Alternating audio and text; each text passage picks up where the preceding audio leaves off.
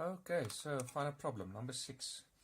What is the minimum angular speed at which, this famous measuring light speed experiment between the two mountain faces, 35 kilometers apart.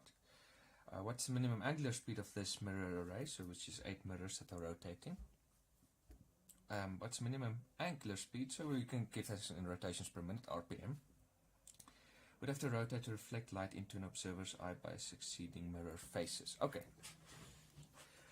So what happens is here we've got our light source. Let's imagine the mirror is standing still.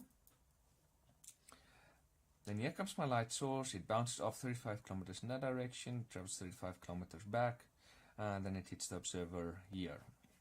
Now everything's fine. But the moment you start rotating this array of mirrors, even at the very slow rotation speed, if in a perfect experimental setup, the observer won't see this light anymore. Why?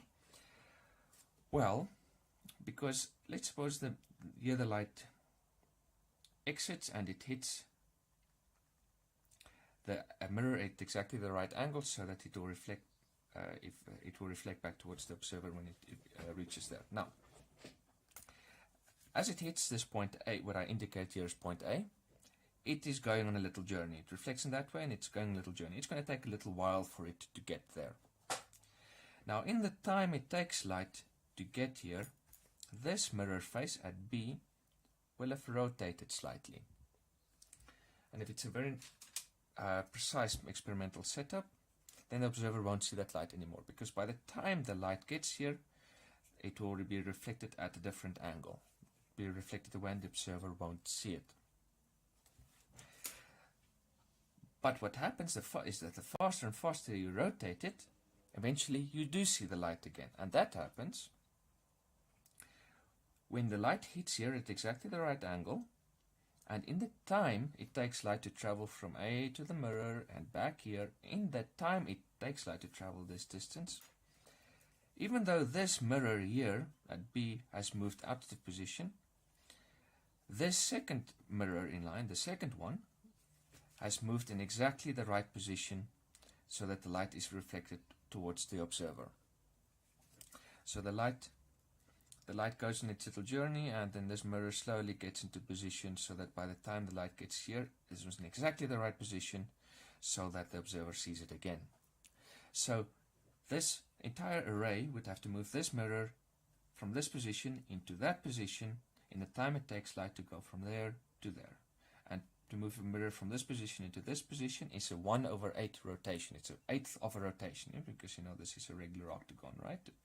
2, 4, 6, 8, 8-sided, regular 8-sided polygons.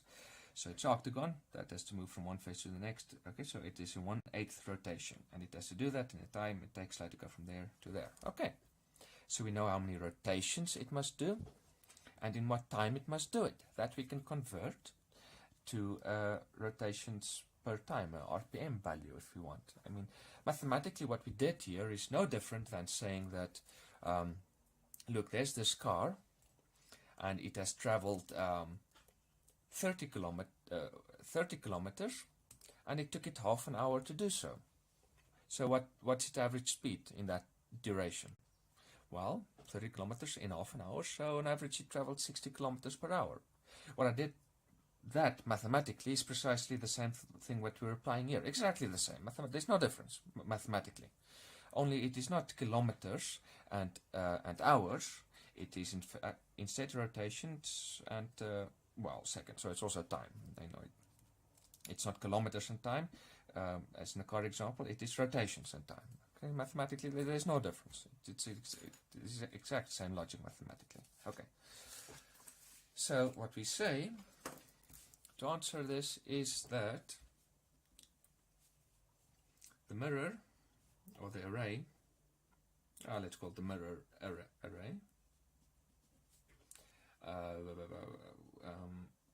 we'll have to, so this is for the minimum rotation speed, of course, for the minimum, that's what we're talking about. If you rotate it even faster, then in time it takes light to go from there to there, then not the next, but the second array will have moved into position. Though I don't know if you can rotate it that fast. I mean, this is already very high rotations that needed to accomplish this even over 35 kilometers because light is just so incredibly fast.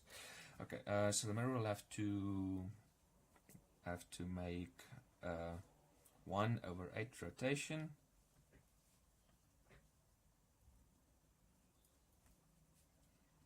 In the time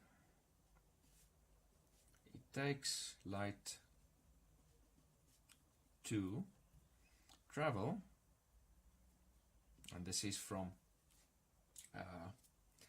Mount Wilson to Mount Baldy, perhaps a bald guy that discovered it, I don't know, and then back to Mount Wilson. Okay, like that. Okay.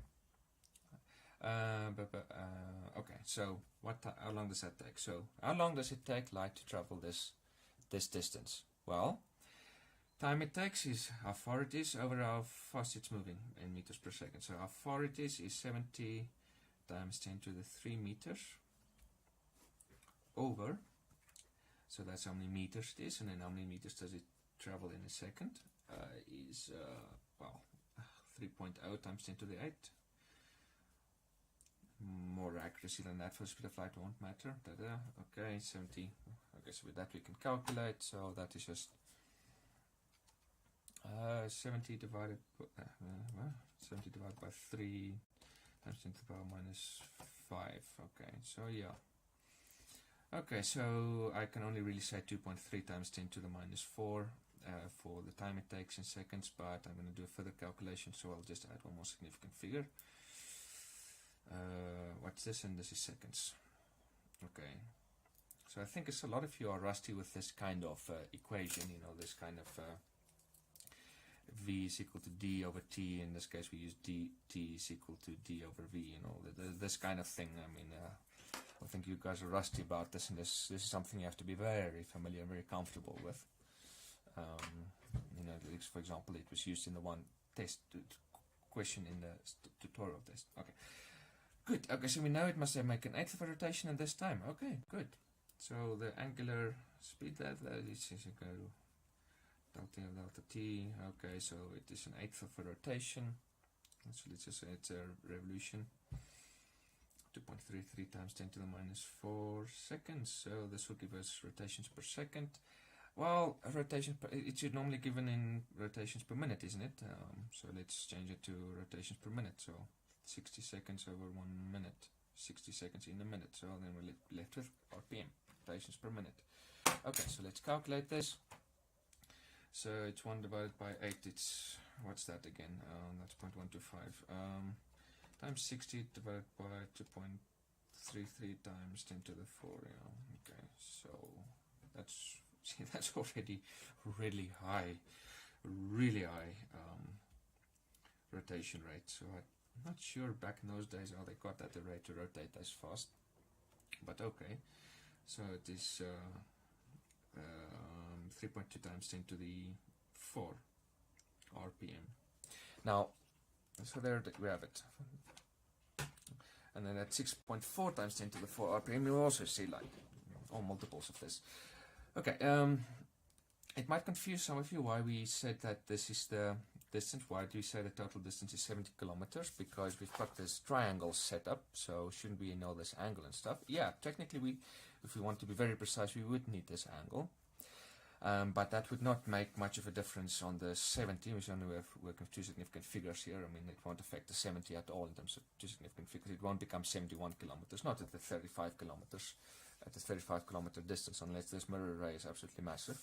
It isn't. It's just like fit it into a small building, small leash building. So the reason why it doesn't really matter is because I suppose we can do it like this. I mean, if you have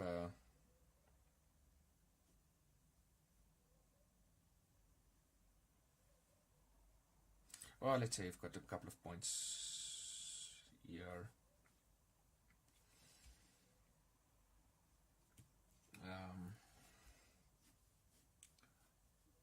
Triangle. If you compare this kind of triangle to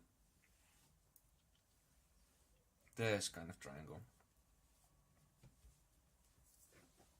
and then you compare this to one where that is 35 kilometers away, then it's effectively just two parallel lines. So then to calculate the sum of these two distances would be just effectively the same as just multiplying this distance here from this, let's say, this P to this Q. If you want this distance from there back to there, then it is approximately the distance from P to Q, twice that. Same here, if this distance from P to Q. Here it would be far less accurate to say this distance is just twice the distance from P to Q. But if you elongate it, it becomes a more accurate approximation. And if even this you go over kilometers, then it will be a very good approximation. Okay, so that is why we can take this total distance just to be 70 kilometers. And that is even provided this 35 is accurate. I mean, this will also be approximate. It will only be two significant figures because it won't be precisely 35 kilometers. I mean, there's no point in trying to be this accurate by finding this angle. It'll any adjustments you make to the values will be completely swallowed up in the uncertainty of the exact distance between the two mountains. Okay, so that's it.